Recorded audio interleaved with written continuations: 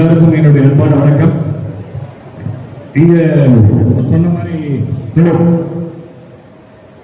மெடிக்கலை பற்றி எனக்கும் ஒன்றும் தெரியாது. ஆனால் மெடிக்கலில் நடந்த ஒரு சில காமெடியான நிகழ்ச்சியை பற்றி சொல்லலாம் நிறைய சொல்லுவேன். நீங்கள் படுற கஷ்டங்களை பற்றி சொல்லுவேன். என்னை வந்து போன வருஷமே வர சொல்லி கேட்டாங்க, அப்போ வர முடியாத சூழ்நிலை ஆகிப்போச்சு. இந்த வாட்டி நடத்தி தான் வர வச்சாங்க. நாங்கள் வந்து இன்விடேஷன் கொடுத்தா மொத்தம் 12 பேர் கமிட்டி மெம்பரோடு வருவோம்.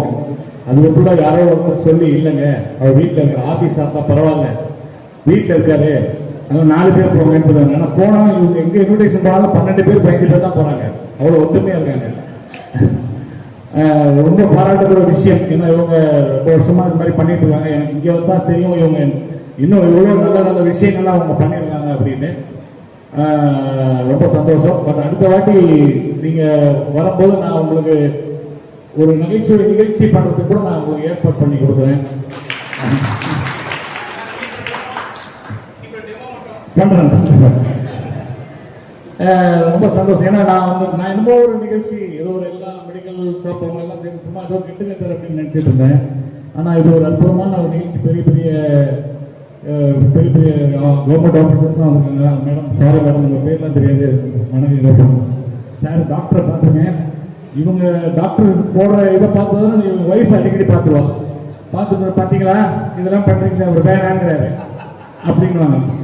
இவங்க எடுத்துப்பாங்க அடிக்கடி என் ஒய்ஃப் எடுத்து இதை பார்த்தீங்களா இதை சாப்பிட்டா இது வரணும் இதை சாப்பிட்டா இது வரணும் உடனே நீங்கள் அதுக்கு போயிடாதீங்க. ஜென்ரலாக அந்த மாதிரி டாக்டர் சாரோட ஃபேன் என் ஒய்ஃபு. அந்த மாதிரி நிறைய விஷயங்கள் நல்ல நல்ல விஷயங்கள் தான் சொல்லுவார். அது ஒரு விதத்தில் எனக்கு வந்து ஒரு விதத்தில் நல்லதாக இருக்குது. என் ஒய்ஃப் மூலமாக கொஞ்சம் ப்ராப்ளமாக இருக்குது. ரொம்ப ஹாப்பியாக இருக்குது. ஆனால் எனக்கு வந்து என்னென்னா நான் நிறைய நிகழ்ச்சிகளுக்கு அதுக்கெல்லாம் வந்து ஒன்லி ஸ்கிரிப்ட் ரைட்டர் தான். என்னை வந்து விஜய் டிவியில் வந்து என்ன பண்ணாங்கன்னா கடைசி நேரத்தில் நீ காம்பேர் பண்ணிட்டானுங்க. எனக்கு காம்பேருக்கும் நமக்கும் சுத்தமாக சம்மந்தமே கிடையாது. நான் இப்போ சொல்கிறேன் இல்லை சார் நாங்கள் வராது அப்படின்னு. ஏன்னா வந்து நான் விஜய் டிவியில் ஏறினது அப்படி தான். திடீர்னு என்னை போய் நிற்க வச்சுன்னு ஒன்றும் புரியல. இவங்க இப்போ இந்த மாதிரி காம்பேர் பண்ணுறாங்களே அதெல்லாம் வந்து பார்த்தீங்கன்னா கொஞ்சம் ஸ்டைலாக இங்கிலீஷ்லையும் பேசணும் தமிழ்லையும் பேசணும். நான் சொன்னேன் அப்போல்லாம் இல்லை சார் எனக்கு வராதுனால இல்லை நீங்கள் பண்ணி தான் ஆகணும்ட்டாங்க. அப்போது ஒன்றுமே தெரியாமல் இப்போ மெடிக்கல் ஷாப்பில் ஒருத்தர் அதை படிக்காமலே திடீர்னு நிற்க வச்சு கொஞ்சம் நேரம் நில்லுப்பா நீ வந்து இந்த மருந்து எடுத்து கொடுன்னு சொன்னாங்க எப்படி முடிப்பான் பேப்பான்னு முடிப்பான் அந்த மாதிரி கதை. அப்படி தான் வந்தேன் நான். வந்தப்போ அப்போ நான் பேசி காமிச்சேன் இவ்வளோ மாதிரி பேசணுமான்னு. அடுத்த வாரம் பாடல் உங்களுக்கு பிடித்தமான பாடல் இந்த பாட்டில் நானும் எனது அண்ணனும் மலேசியா சிங்கப்பூர் நாடுகளில் இப்படியான வேண்டாம் வேண்டாம் நீங்கள் இன்னும் கொஞ்சம் வித்தியாசமாக பண்ணுங்க. வித்தியாசம் பண்ணால் எப்படி சார் சொல்லிட்டு இன்னொரு மாதிரி பண்ணி காமிச்சேன். ஹலோ உங்களுக்காக நாங்கள் இப்போ பல விதமான ப்ரோக்ராம் கொடுக்க போறோம். ஹலோ கோலிஸோட உங்கள் சாய்ஸ். ஹலோ யார் பேசுறீங்க? நான் தாங்க முனியம்மா பேசுறேன். ஹலோ முனியம்மா எங்கிருந்து பேசுறீங்க? ராயப்பேட்டில இருந்து பேசுறேன். ராயப்பேட்டில முனியம்மா பேசுறீங்களா? முனியம்மா நீங்க ஹவுஸ் வைஃபா? இல்ல அவருக்கு மட்டும் தான் நான் வைஃப். இல்ல இல்ல இப்படி இல்லை இது வித்தியாசமா அப்படின்னா அப்பதான் கூட வந்து ஒரு டிடி அது ஒரு ஆப்ஸ் கட்டப்பட்டு வந்துருச்சு. அந்த மாதிரி இந்த பாப்பா பேசிருந்ததுன்னா நானே மயக்க வாங்கியிருப்பேன். ஏன்னா வந்து வந்த போதே நான் சொல்லணும்னு நினைச்சேன். என்னை உள்ள கூட்டிட்டு வரும்போது அவங்க மேடம் வந்துட்டாங்க, தமிழிசை மேடம் வந்துட்டாங்க. அதுக்குள்ளே ஒரு 2-3 பேர் சார் உங்க பேரை சொல்லுவாங்க அப்போ வாங்க உங்க பேரை சொல்லுவாங்க வாங்க. நானும் நின்றுகிட்டே இருக்கேன். வந்த மேடம் வந்த பதட்டத்தில் நம்மளை மறந்துட்டானுங்க. நீங்களுமா அதில் நிறைய பேருக்கு காட்டுறேன். அது 2-3 பேர் மறந்துட்டாங்க. சரி அந்த கேமரா முன்னாடி நிற்கிறேன். அந்த கேமரா போட்டோ எடுத்துட்டு வழி விட மாட்டேங்கிறாரு. சரிடா எப்படியாவது நம்ம பேரை சொல்லிடுவானுங்க அங்கேயே நிற்கிறேன். அதுக்கப்புறம் வந்து அவர் கெஞ்சுறாரு இவரை சீஃப் கெஸ்டா கூப்பிட்டு வழி விடுயா. அதுக்கப்புறம் திரும்பி பாருங்க அவர் வழி விட்டாரு. சரி ஓகே அங்கேயும் பேர் சொல்லலை இங்க வந்து நின்ன. சரின்ட்டு அதுக்கப்புறம் சேரை போட்டாங்க உட்காந்தேன். அதுக்கப்புறம் மேடம் கிளம்புனாங்க. கிளம்ப போகும் பேரை சொல்லுவாங்கன்னு பார்த்தா அப்படின்னு சொல்லல. சரி இன்னைக்கு எதுக்கோ கூப்பிட்டுட்டாங்க நம்ம இந்த வழியா அப்படியே போயிடலாமா இப்படிலாம் தோணுச்சு. கடைசியில கொஞ்ச நேரம் புண்ணியவதி யார் சொல்லி கொடுத்ததோ தெரியல பாதி நிகழ்ச்சி அவர் போயிட்டார் 2-3 பேர் போயிட்டார். அதுக்கப்புறம் actually that GK AIIMS 8 hours scam அப்படின்னாங்க. நல்லா இருக்கணும் தாய். அந்த மாதிரி நாங்க என்னோட இது என்னன்னா நக்கல் கிண்டல் நையாண்டி இந்த மாதிரி காமெடியாவே ஸ்கிரிப்ட் எழுதி எங்கேயாவது போய் வாயை விட்டு நிறைய மாட்டிப்போம். அது வந்து அதுக்கப்புறம் சொல்லிடுவோம், நான் செய்யும் அனைத்து நிகழ்ச்சியுமே இது கற்பனை, யாரும் தவறாக எடுத்துக்கொள்ள வேண்டாம் அப்படின்னு முன்னாடி சொல்லிடுவோம். அந்த மாதிரி யாரும் இது வந்து தப்பா எடுத்துக்காதீங்க. மெடிக்கல் ஷாப்ல நடக்கிற விஷயங்கள் எவ்வளோ இருக்கு. என் ஃப்ரெண்டும் மெடிக்கல் ஷாப் தான் வச்சிருந்தான். அப்பப்போ ஃப்ரீயா இருக்கும்போது போய் உட்காருவேன், நிறைய கூட்டம் நடக்கும். இப்போ எனக்கு இப்போ ரீசெண்டா ஒரு ஏதோ வட மாநில ஆள ஒரு யாரோ மெடிக்கல் ஷாப்ல போட்டானுங்க. அங்க 10th அவனில அது என்ன மெடிக்கல் ஷாப் தெரியல. அங்க சுகர் டெஸ்ட் எடுக்கலான்னு போனேன். சொல்லிடுறேன் மேடம், அந்த என்ன ஆனது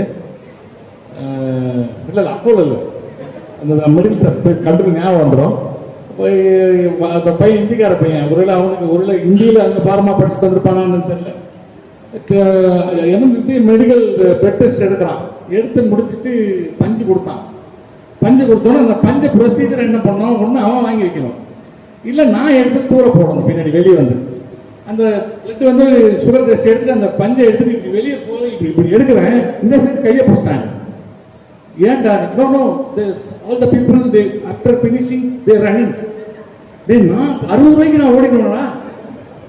அப்புறம் அங்கிருந்து ஓடணும். சரி ஒரு யார் சேர்ந்துடா விஜய். அப்புறம் இந்த மாதிரி சின்ன சின்ன விஷயங்கள் அன்னைக்கு அப்படிதான் ஒரு விஜய் பார்மசி அவருக்கு கடைக்கு எழுதாப்புல கார் திரும்புறேன். அங்க ஒரு பொண்ணு சைக்கிள் ஓடுறது, ஒரு பைக்கார டமால் அடிச்சுட்டு போயிட்டான். அடிச்சுட்டு போனோம்னா அந்த பொண்ணுக்கு போய் ஹெல்ப் பண்றேன். ஹெல்ப் பண்ணோம்னா என்ன அது, என் கார் முன்னாடி வந்து விழுந்துது. தப்பு தப்புன்னு இந்த ஷூட்டிங்ல இருக்கிற மாதிரி கூட்டம்லாம் கிட்ட ஏத்திட்டாப்பா மாட்டாங்க.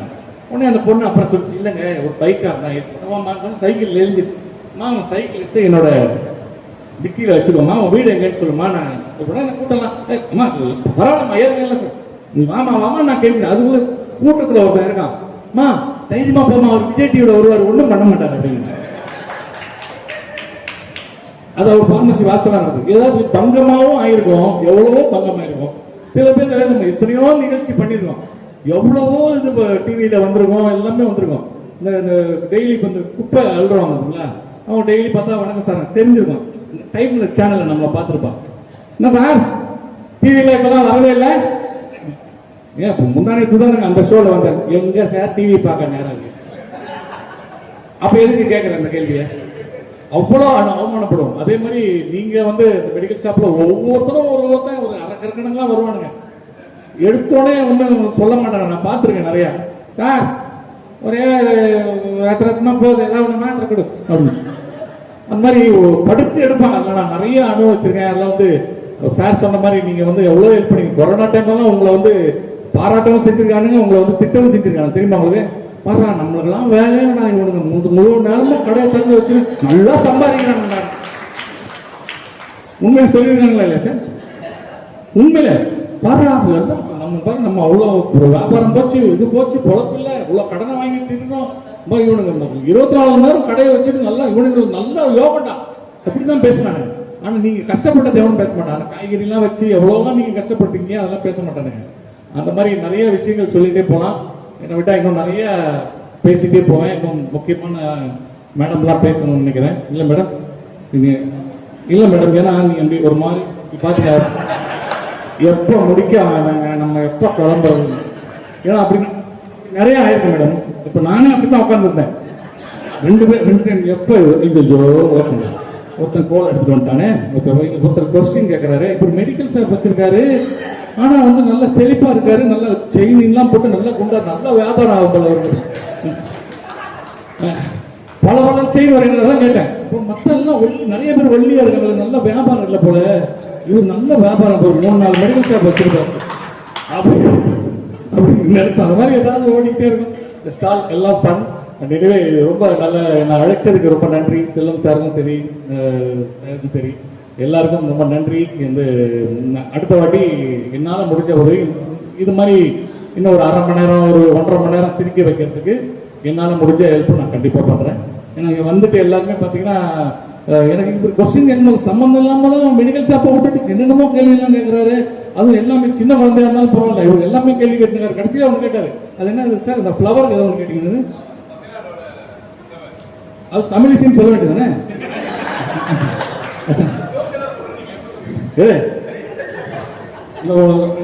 இந்த மூணு மெடிக்கல் ஷாப் ஆணவம். சரி, அத்தனை கொஸ்டின் கேட்டீங்களே, அந்த கொஸ்டின் எல்லாரையும் கேட்டாங்க, அவங்க பதில் சொன்னாங்க. திரும்பி அந்த இதுக்கு அந்த பதில் நீ சொல்லுன்னு சொல்லியிருந்தாங்க, சொல்லிருப்பீங்க நீங்க. முதல்ல எழுதி கொடுத்துட்டாங்க இந்த கொஸ்டின் இருக்கா, பயங்கரமான விசாரம் பண்ணி வெரி குட் அப்படின்னா ஃபர்ஸ்ட் ஒரு கொஸ்டின் கேட்டுருவேன். கேட்டு முடிச்சுட்டு குட் தப்புன்னு எழுந்துச்சு அந்த கொஸ்டின் ஆன்சர் நீ உடனே சொல்லு அப்படின்னா என்ன ஆயிருக்கும் நிலைமை.